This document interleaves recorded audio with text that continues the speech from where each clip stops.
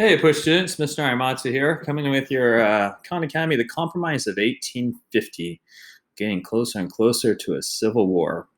So before we understand the Compromise of 1850, we got to kind of understand the Missouri Compromise, and we'll take from the Missouri Conference and move forward. One thing I want to say is, Khan Academy seems a little bit repetitive at times, especially during this unit. I've noticed like the word abolition, anti-slavery, and the differences between it come up in multiple videos and multiple articles. So some of you guys might be going, wow, I feel like these questions keep on repeating themselves, but they're really important ideas, and it's good just to remember them and see them multiple different ways, and that's why they're stressing the importance of that. So just as a heads up, I know we've already studied the Missouri Compromise, and I write down that information again, but it's a very important one that was done in the 1820s. That we're in the 1850s, so it's good to do a little recall, a little remember about what that is as we kind of follow the story along as the United States gains more territory now beyond the Louisiana Purchase and now in the Mexican secession due to the Mexican-American War. What are the compromises that we're going to do, especially with regard to slavery in these new territories? So going back to my website, again, really good stuff. I created this. This is a little side note. This is kind of like a little bit more for Manifest Destiny. But I created this a while ago. Students were really confused about, how we got what areas. And we kind of skip around a little bit as well. So I put the years here. I put government, and then in most cases we were a president, right? We were the Constitution under the federal government. So it kind of has who were the most important presidents during that time, a little time frame to get you a bearing of when it got created, and kind of some events that happened that we got it. And there you go. It kind of gets us caught up to about right now, 1848 in the Mexican-American War. So might be a helpful document. Another thing down on these documents I have is this is a really cool, in my opinion, document that kind of shows what the United States was right before the Civil War. And pretty much the territories are set. We've got California that has entered the Union and through popular sovereignty, which we'll talk about in a second, has declared itself a free state. Texas has come in as a slave state. We had the old compromise line that's going to get blown up in the Compromise of 1850, if you recall. Remember, Missouri came in as a slave state, but that was going to be the most north it would ever be. From now on, theoretically, this line was supposed to hold. The red represents the Republicans, the newly minted Republicans. Democrats and Whigs were found all over the United States, with, I would say, more Democrats in the South and more Whigs in the North, but not to say there weren't some Whigs down in the South, and there weren't some Democrats up in the North, right? They were kind of all over the place. The issue of slavery is going to be the thing that defines both parties. And the Republican Party is going to it's going to elect an abolitionist president.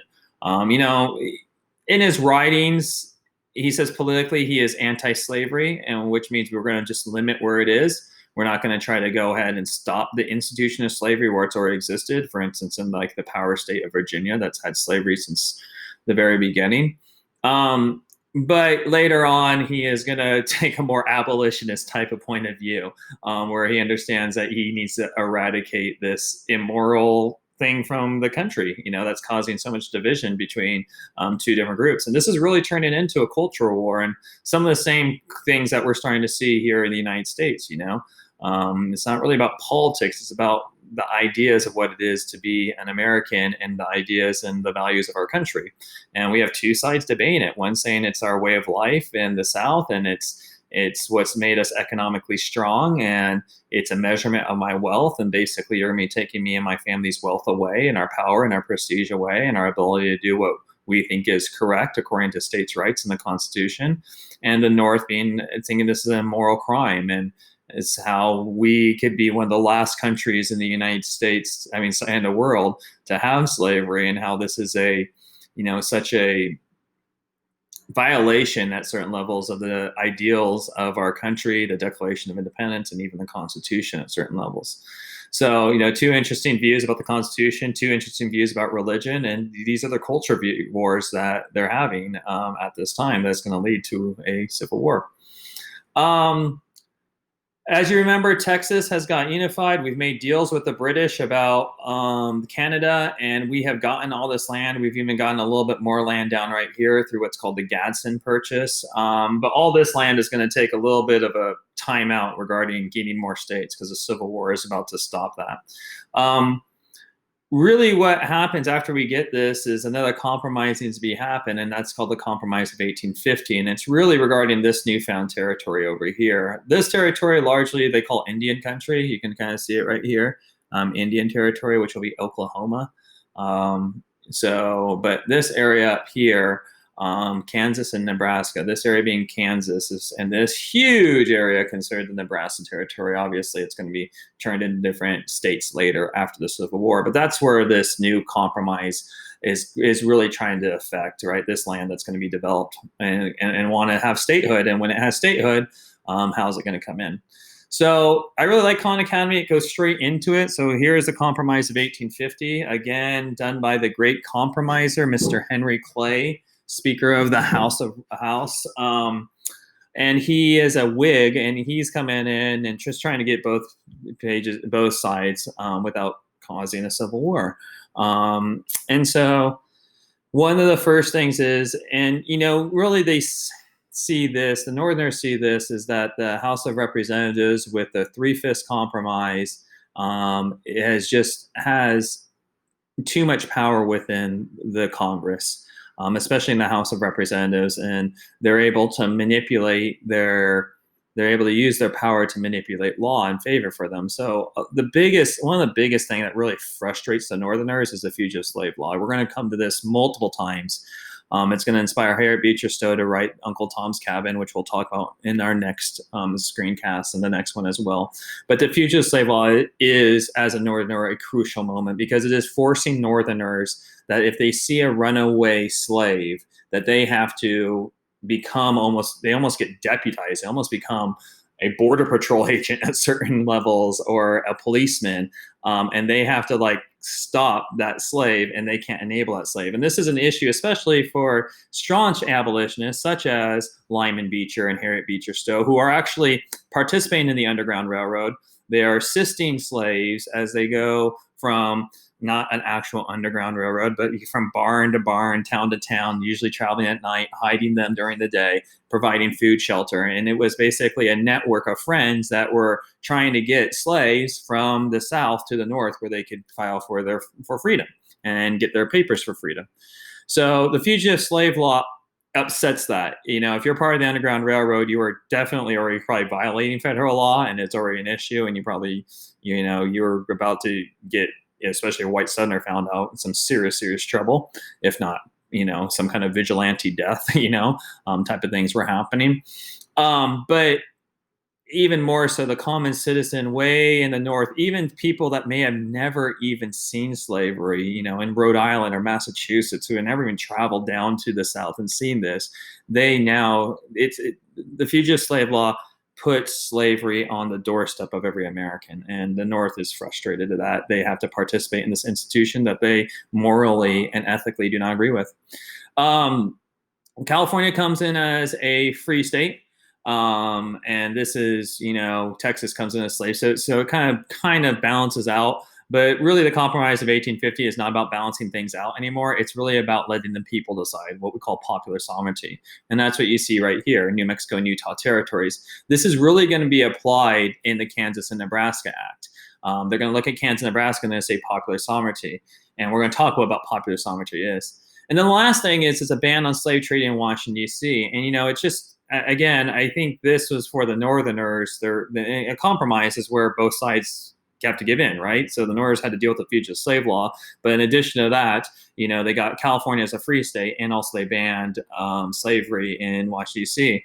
And it's going to talk about this, how one of the slave auction sites was literally blocks away from the White House. So imagine coming to Washington, D.C. and you see the values of equality and liberty, and not having a king and democracy, and literally 2 blocks away from the White House, which is a symbol of that power, is a slave auction site where families are getting ripped apart. And Abraham Lincoln is going to see one of these Harriet Beecher Stowe is going to see one of these and witness these and witness, families being torn apart, children being torn apart from their mothers, husbands and wives being torn apart.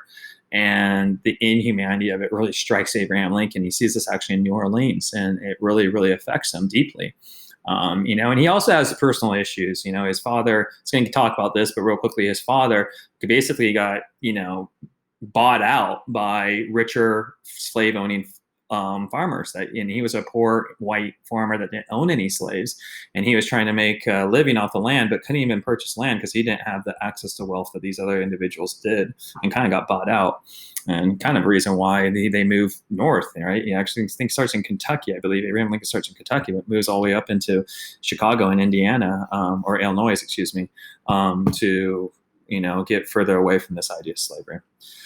So I just, some of you guys, who are definitely in AP language, and just people in general, just the irony, right? The irony of like equality and this government and democracy, and literally 2 blocks away is a slave trade.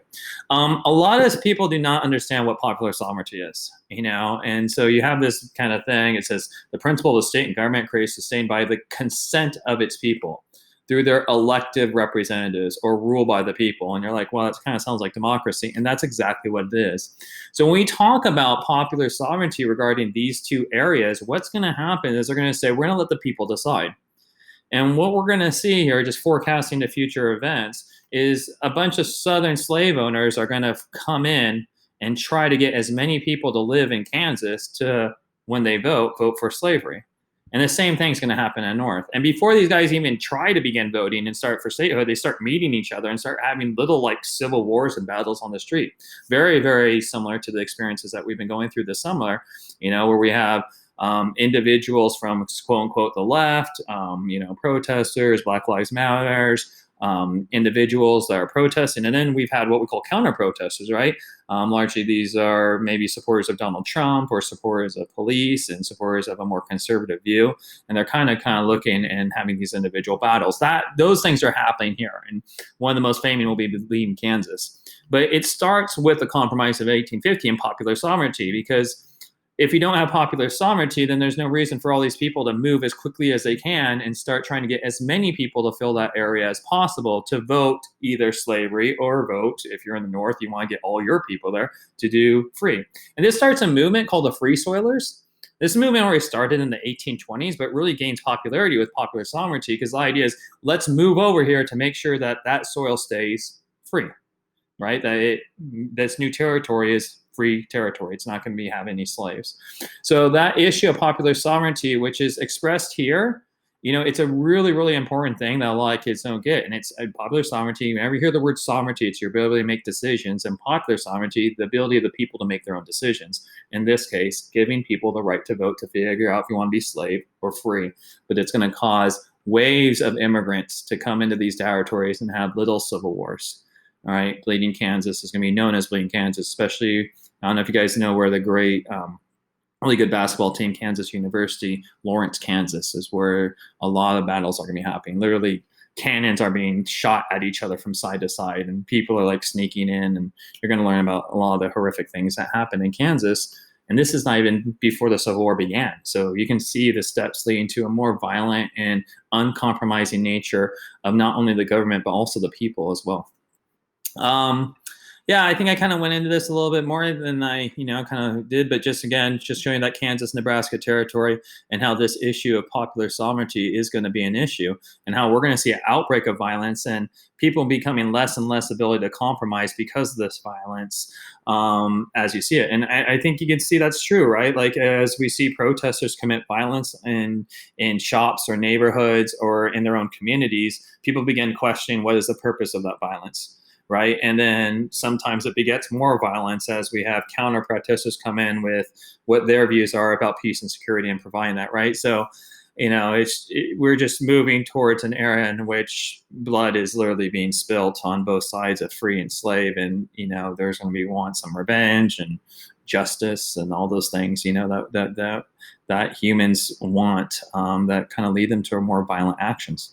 So we're seeing the stage, that leads up. And remember, if we didn't really get Texas involved and California involved, that kind of thrust of this issue, and then these two territories plus a little bit of Louisiana Purchase territory and Mexican territory, we have to get a new compromise. And this compromise, unfortunately, it's a compromise, which means it doesn't make everybody happy, and it makes everybody angry, right? That's what compromise is. So unfortunately, this doesn't really work out in this situation for both sides, unless both sides understand the importance of compromising to be together. But at that time, this is too violent and too polarizing of an event. And I think a lot of us can relate to the polarizing nature of politics, and that's what it's happening now as it was back then.